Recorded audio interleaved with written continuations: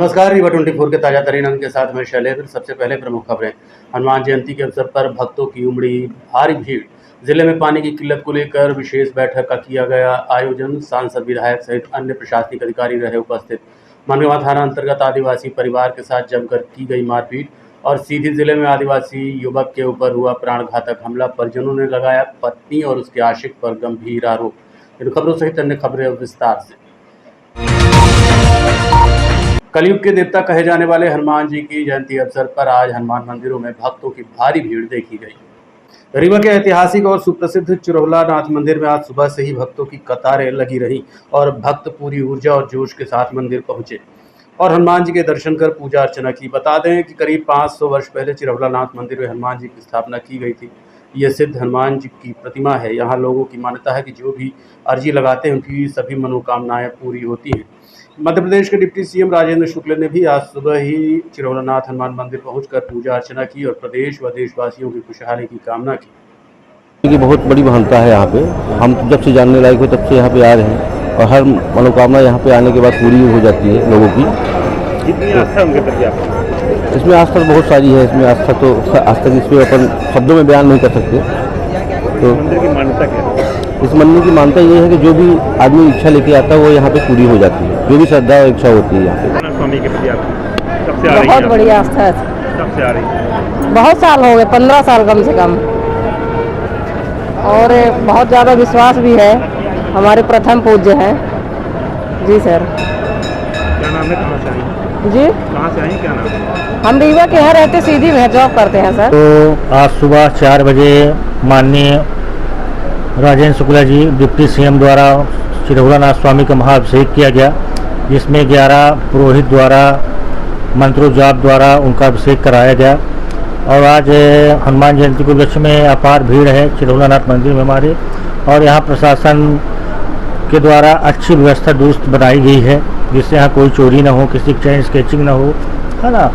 और आज 10 से 15 हज़ार लोगों भक्तों के आने का अनुमान है। कितने लोग अभी तक दर्शन कर चुके हैं सुबह से, और अभी कितने लोगों की आने की उम्मीद है? अभी तक तो 2 से 3 हज़ार पब्लिक दर्शन कर चुकी है और अभी 10 से 15 हज़ार तक पब्लिक आने का अनुमान है। और उसमें क्या मान्यता क्या है इस मंदिर की, बता दीजिए। इस मंदिर की मान्यता बहुत है। इस मंदिर अपना 500 वर्ष पुराना मंदिर है। एक चिरायु नाम के महात्मा जी थे जिन्होंने इस मूर्ति की स्थापना की थी और उन्हीं के नाम से देखिए, हनुमान प्रकट उत्सव है। भगवान हनुमान ने जो है इस दिन जो है जन्म लिया था और इनकी माता अंजनी थी और ये अंजनी के लाल थे और ये इनको वायु पुत्र माना गया है क्योंकि माता अंजनी ने वायु की आराधना की थी। तो वायु देवता के आशीर्वाद से जो है हनुमान जी का जन्म हुआ। इनको जो है 11वां रुद्र माना जाता है।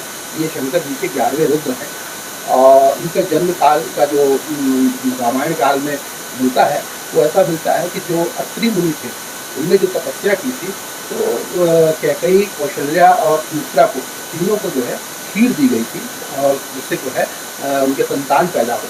तो जो कैकेयी के हाथ से खीर थी वो जो है कौवा लेकर चला गया था और वो खीर के जो है अंजनी माँ के मुंह पे गिर गई जाके, तो वो जो है उनके मुंह में चली गई। तो वही आशीर्वाद जो है, वही आशीर्वाद से जो है हनुमान जी का प्रकट उत्सव हुआ, हनुमान जी का जो है जन्म हुआ।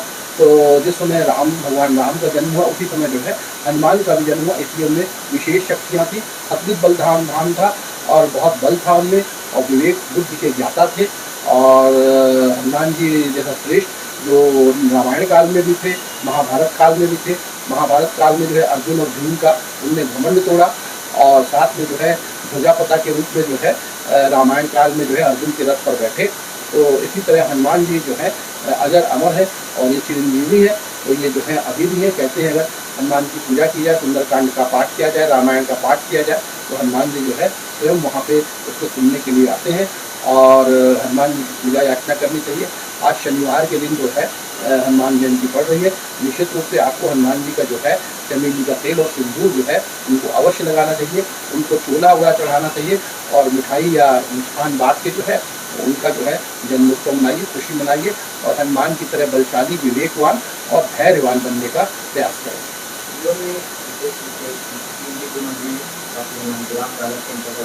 जी जी जी, दर्जा मिला हुआ है। जी जी जी, हाँ, खेम सागर है, राम सागर है चिरौला नाथ, ये 3 मंदिर है। इनको रीवा की भाषा में चिरौला नाथ को जो है डिस्ट्रिक्ट कोर्ट कहा जाता है, राम सागर को हाई कोर्ट कहा जाता है, और जो है तीसरा धाम जो है उसको सुप्रीम कोर्ट कहा जाता है। इस तरह का है, मान्यता है, क्योंकि वहाँ मान्यताएँ पूरी होती हैं, जो लोग मान्यता मानते हैं वो पूरी होती है, इसलिए जनमानस जो है वहाँ इकट्ठा होता है और हनुमान जी का जो है पूजा अर्चना और साथ में जो है भजन संध्या होती रहती है। हाँ, भारी भक्तों की इसमें बहुत भीड़ होगी। सभी व्यक्ति जो है उनके दर्शन करने के लिए, उनकी पूजा पाठ करने के लिए अभिलाषी रहेंगे, चाहे वो VIP हो चाहे वो साधारण हो, सभी लोग जो है वहाँ जाके दर्शन करेंगे। मनगवा थाना अंतर्गत भाड़ा व मजदूरी लेने गए आदिवासी परिवार के साथ मारपीट का गंभीर मामला प्रकाश में आया है। मनगवा थाना अंतर्गत रहने वाले गंगा साकेत ने बताया कि गांव के ही एक परिवार के यहाँ उनका ट्रैक्टर भाड़े पर लगा हुआ था।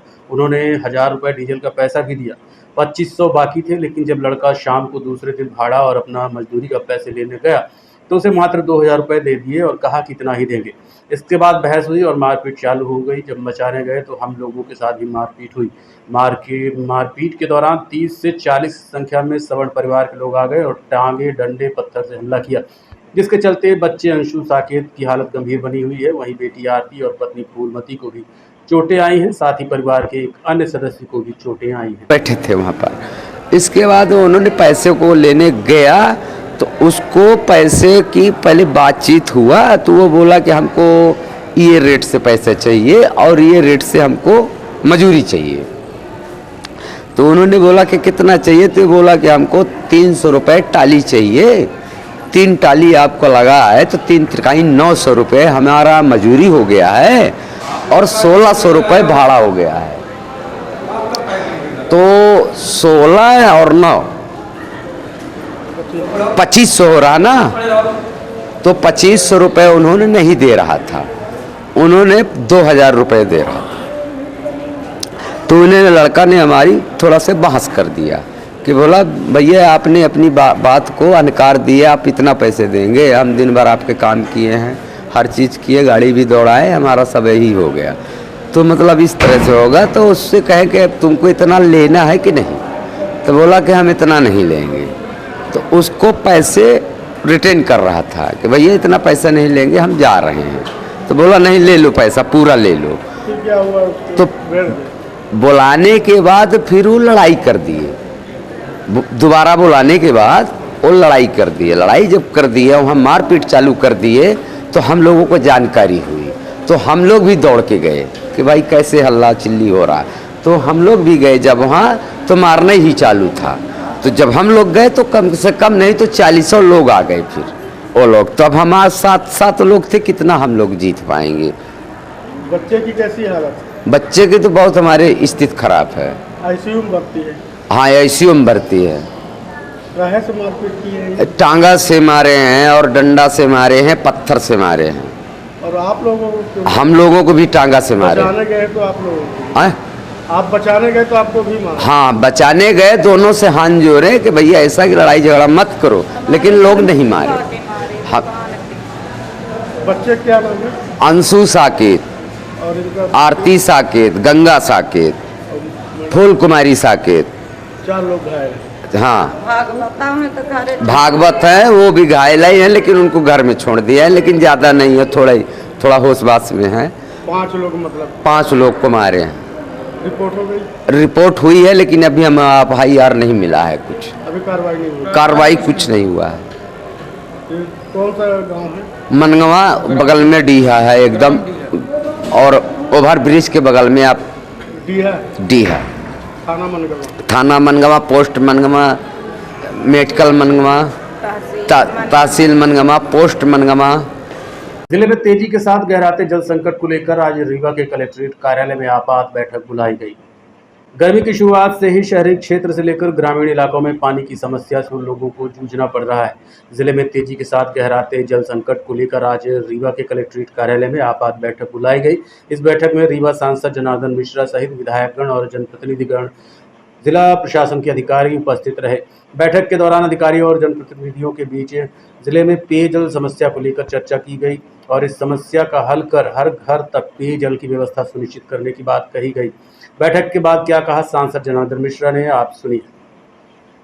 इस बार की बैठक तो अभी केवल इस उद्देश्य से बुलाई गई थी कि जहां आपात स्थिति है वहां पर पानी की सप्लाई निश्चित रूप से हर व्यक्ति को मिले, और इसके लिए ग्राम पंचायतों के माध्यम से, पीएचई विभाग के माध्यम से, जल जीवन मिशन के माध्यम से, ये सारे जो संस्थाएं हैं उनमें सामंजस्य बैठा करके, और चाहे वो टैंकर के माध्यम से पानी देना पड़े वो स्थान चिन्हित करना है, जहां नल जल वाटर के स्रोत सूख गए हैं फिर से नए स्रोत पुनर्जीवित करके, या कि जहां स्रोत हैं वहां सप्लाई ठीक ढंग से हो। कुल मिलाकर के आपात बैठक थी कि 2 महीने, ये 3 महीने, ये गर्मी के जो सीजन है जल संकट के, उनसे कैसे निपटा जाए और उनके लिए क्या क्या व्यवस्थाएं की जाए, वो सारी बातचीत हुई है और चर्चा। क्या निष्कर्ष निकला है, कैसे और क्या कुछ स्पेशल होगा? निश्चित रूप से जो कार्य योजना बनी है और उस पर कार्यवाही के प्रति जिस तरह का रुझान दिखा है कि नहीं सब लोग मिलकर के काम करेंगे, तो निश्चित रूप से पेयजल की समस्या हल करने में हम लोग सफल होंगे। कई जगह ऐसे हुआ कि पानी नहीं पहुंचा, कई जगह जल जीवन का पैसा नहीं। वो जल जीवन मिशन अलग है, उसका तो भी चल ही रहा है, उसका जल जीवन मिशन से इसका कोई लेना देना नहीं था। इसका तो पानी की जो स्रोत हैं, पुराने स्रोत हैं, नए स्रोत कहाँ बन सकते हैं, कैसे व्यवस्था करके एक एक आदमी के, एक एक परिवार के पास पानी कैसे पहुंचाया जा सकता है, इसकी आज चर्चा थी। वहीं बैठक के बाद मीडिया से रूबरू होते हुए सिमरिया विधायक अभय मिश्रा ने भाजपा सरकार पर जमकर हमला बोला है। जब कहीं लूट होगा तो नीचे गड्ढा होगा, कहीं न कहीं कुछ गड़बड़ होती है तभी नीचे चीख पुकार मचती है। एक योजना है, एक वानगी बता रहे हैं, जल जीवन मिशन। इसमें हैंड पंपों की मेंटेनेंस, उनका प्रचार प्रसार, इन सब मामलों में यहाँ एक सत्ता का मतलब ये मान लीजिए कि यहाँ के स्थानीय जो नेताजी हैं उनका चरण बंदन करने वाला, उनका आशीर्वाद प्राप्त करने वाला, जो पहले भी यहाँ सब इंजीनियर था तो वो उसका वो था, क्या कहते हैं, NRLM, जब वो DPIP थी, एकदम अयोग्य आदमी, ABCD से कोई मतलब नहीं, काम से कोई मतलब नहीं, डीलिंग वही साईं राम, यही उटपटांग की बात है। और इसने 141 करोड़ का गबन करना है। अब वो फाइल यहाँ एक ज्वाला और एक और 2 हैं। ये ज्वाला किसी विनोद सिंह नाम से है सामने में, और कोई राजीव तिवारी है जो माननीय मंत्री जी का PA है, उसका ये NGO, ठीक है। इसकी शिकायत हुई, कलेक्टर रीवा ने, मैडम पाल ने एक समिति गठित की 5 सदस्यों की, जिसमें Sonali Dev IAS collector, RD Chaudhary, Pushpa Singh सहायक कोषालय अधिकारी, राहुल पटेल ग्रेड 2, कृष्णकांत शर्मा, ये 5 लोगों की कमेटी गठित हो। पकड़िए, इस कमेटी में आप देखिए इसकी जो जांच रिपोर्ट आती है, जांच रिपोर्ट में पूरा इन्होंने डिटेल में जांच की, और ये ज्वाला, इसको 44 करोड़ का, इसको 41 से लग जाता। ये इस तरह से ग्राम सभा, जनसभा, बेसलाइन सर्वे, प्रशिक्षण, पंपलेट, पोस्टर, नारा लेखन, प्रचार वाहन, स्कूल रेडी, नुक्कड़ नाटक आदि गतिविधियों के अनुबंध के तहत पेमेंट कर दिया। आपको कभी दिखाई है? आप लोग रीवा के पत्रकार हैं, अगर मैं गलत बोल रहा हूं तो आप बोलिएगा मैं गलत बोल। इस तरह से किया। इसमें मैडम ये हम नहीं बोल रहे हैं, ये जांच रिपोर्ट सोनाली देव मैडम की जो इस कमेटी थी ये बोलती है। फिर ये बोलती है कि BOQ मानकों के अनुरूप देख एवं माप। कोठी कंपाउंड परिसर से फूल माला का व्यवसाय करने वाले व्यापारियों को हटाए जाने को लेकर आज लघु एवं फुटकर फूल माला प्रसाद विक्रेता संघ आयुक्त ने रिपीट।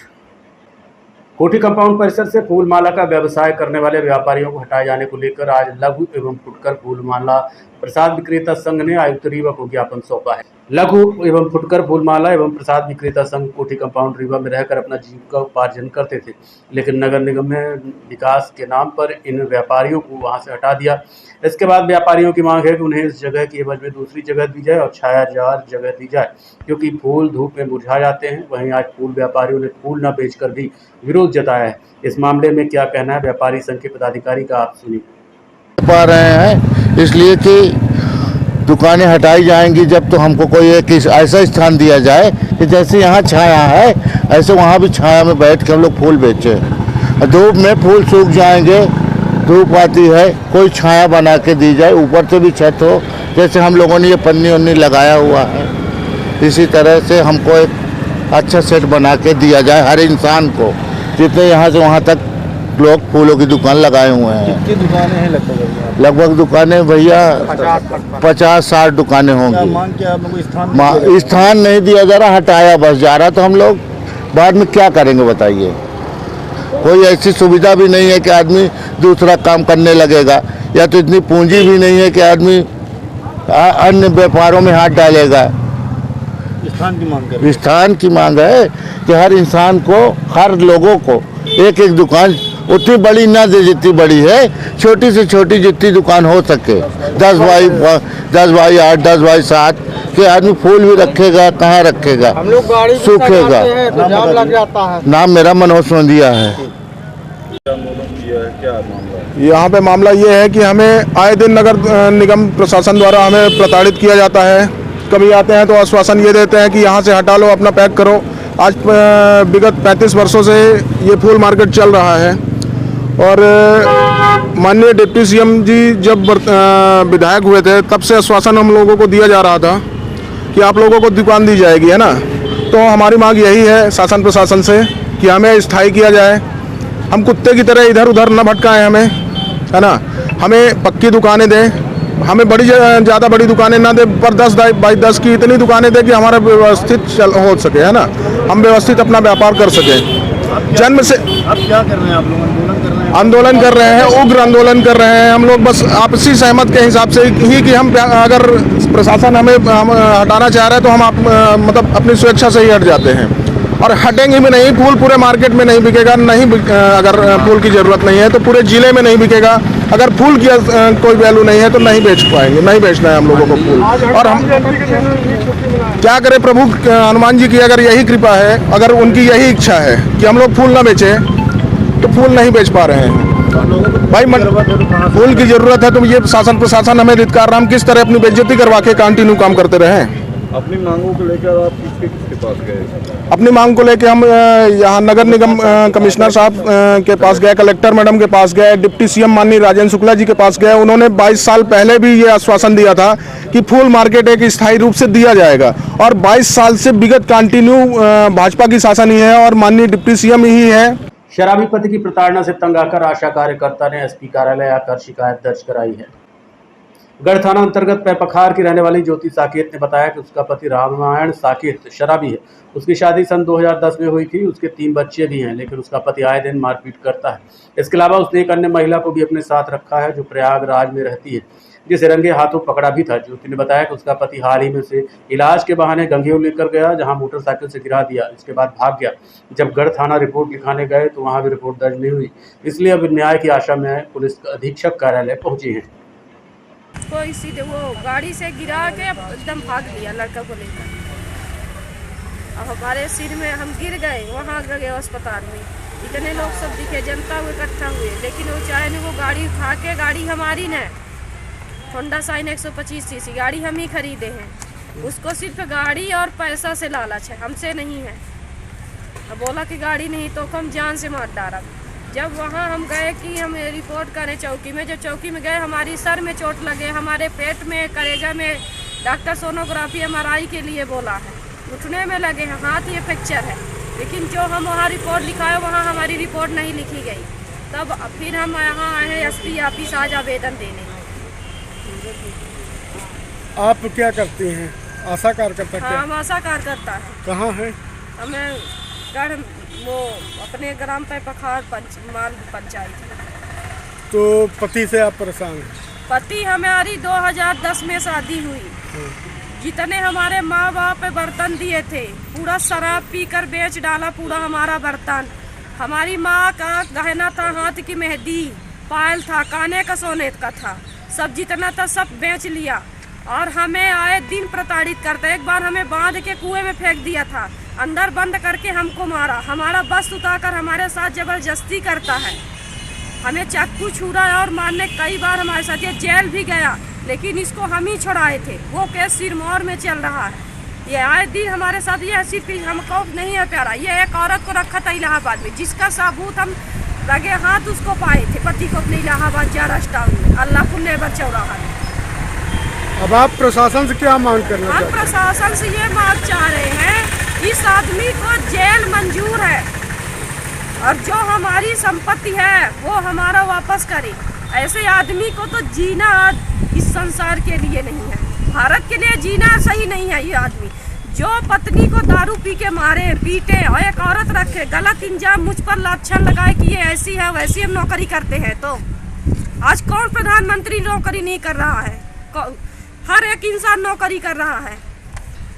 तो क्या कोई किसी से यह है हम नौकरी करते पढ़े लिखे, ये अनपढ़ गवार हमारे साथ इसकी शादी हो गई, हमारे 3 बच्चों का हम उनको पढ़ाते, घर का खर्चा चलाते हैं, प्लस इसका भी खर्चा। ये पैसा हमें नोच नोच के लेता है।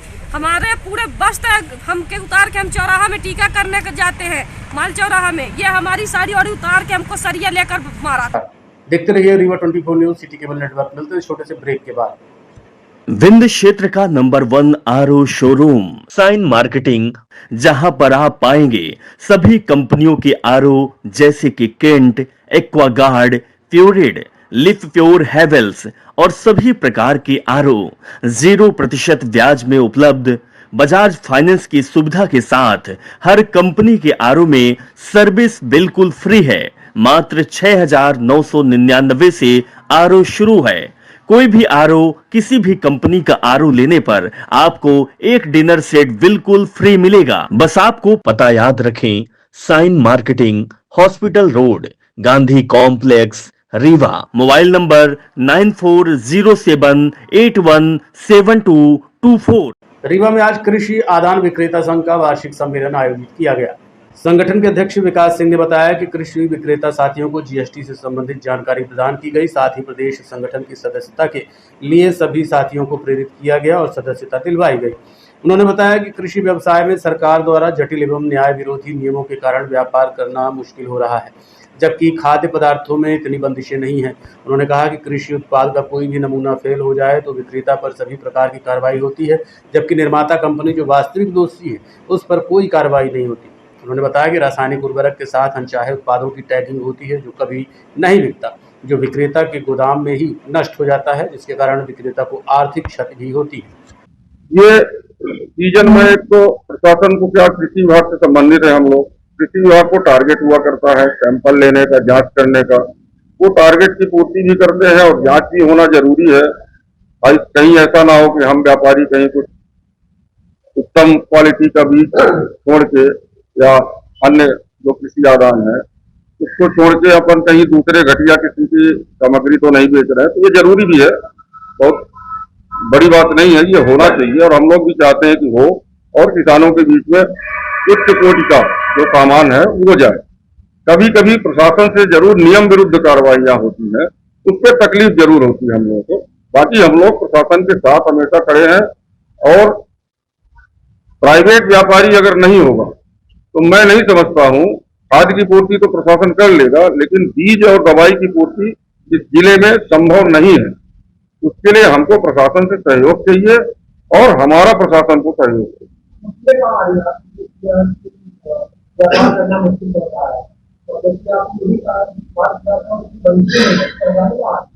परेशानी ये है कि खाद के केस में अगर अपन बात करें तो गवर्नमेंट की वितरण नीति जो है वो 70 और 30 का रेशियो है।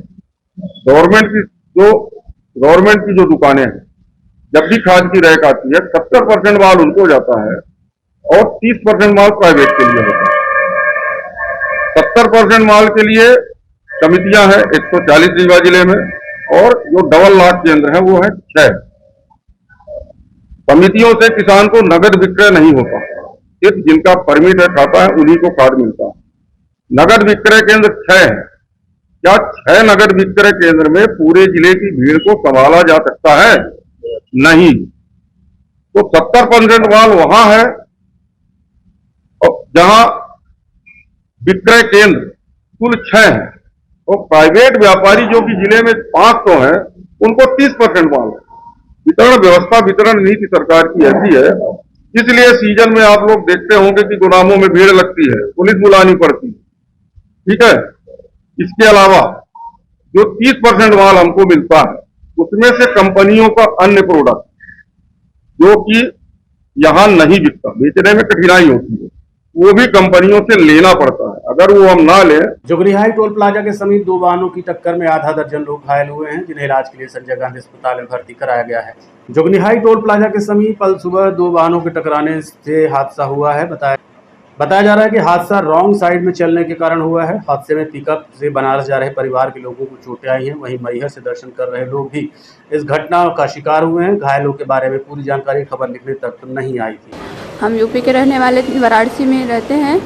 हम लोग एमपी में अपने हस्बैंड को लेने आए थे। कल चोट लग गया था उनको, वहाँ से हम लोग रिटर्न वापस घर जा रहे थे, तब रोड एक्सीडेंट हुआ है। आके मारुति वाला, ये लोग अपने साइड से चल रहे थे, बस ठोक दिया। रॉन्ग साइड से है। तीन लोग को लगा है। हम लोग जो थे साथ में, उनको जो है हमारे आदमी लोग थे, भैया थे, उनको लगा है। और जो मारुति में सब घायल है। आप लोग कौन से वाहन से थे आप? हम लोग पिकअप से थे, 4 व्हीलर। रॉन्ग साइड से मारुति वाला कहाँ पर एक्सीडेंट हुआ है? रीवा। सीधी जिले के रजहुआ गांव में एक युवक के ऊपर प्राणघातक हमला हुआ है, जिसे गंभीर अवस्था में संजय गांधी अस्पताल में भर्ती कराया गया है।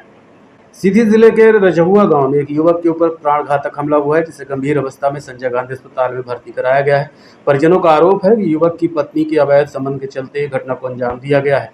रीवा के संजय गांधी अस्पताल में रजहुआ सीधी से इलाज कराने आए रहीश कोल की मां सुनहुआ साकेत ने बताया कि उनके बेटे के ऊपर इंद्रभान ने पहले तो चाकू से हमला किया, उसके बाद छोटा हाथी पैर पर चढ़ा दिया, जिससे उसके दोनों पांव टूट गए हैं। रहीश की मां का आरोप है कि उसके बेटे की पत्नी क्रांति के अवैध संबंध इंद्रभान से है, जिसके चलते उसी ने हमला करवाया है। लड़का का मारी नहीं, लड़का सब्जी ले आना रहा। सब्जी लेने गया था तो कौन मारा? इंद्रभान जी। काहे से मारा है? क्रांति से बात कर रहा, क्रांति का ओकर संबंध रहा जी। तो काहे से मारे हैं? छुरा से मारे हैं सर। जब बेहोश हो गया है, हाँ तो ऑटो चढ़ा दी पैर में। छोटा हाथी? छोटा हाथी। तो यहाँ भर्ती है जी। गंभीर है? गंभीर है, दोनों पैर टूट गए, दोनों पैर हो के वह छोटा हाथी चढ़ा दी। क्या नाम है बच्चे का? रहीश साकेत। रहीश साकेत जी। ये मरवाया किसने है? मरवाया है क्रांति की पत्नी ना? उसकी पत्नी। पत्नी का नाम है क्रांति? क्रांति हाँ। तो पत्नी क्यों मरवाया? उससे इंद्रभान से संबंध रहा है। संबंध मतलब आशिक है? आशिक है, उसको फंसी है। वो पत्नी मरवाई जी। ओकर कुकुड़ी झरमा फुफुआ उड़े तो जाती आवत रही है जी। कितने लोग आए थे मारने वाले? 6 लोग रहे सर। 6 लोग जी। काहे से चाकू से मारे हैं? चाकू से मारे हैं। और जब बेहोश हो गया है, हाँ तो ऑटो चढ़ा दी पैर में। 407 छोटा हाथी। छोटा हाथी चढ़ा दिए पैर में? पैर में तो दोनों पैर टूट गए हैं, हड्डी फट गए है। यहाँ रीवा लेके आए? रीवा लेके सीधी रिफर कर दिया सर, तिहन ले रीवा में। ये शादी कब हुई थी? क्या साल हो? 2 साल हो सर। शादी होने के बाद से सही ठीक ठाक नहीं चला? नहीं चले। 1 महीना बाद शादी करन, 1 महीना बाद आई तो रही हाँ, या फिर रिपोर्ट डाल दी। झगड़ा चालू हो गया।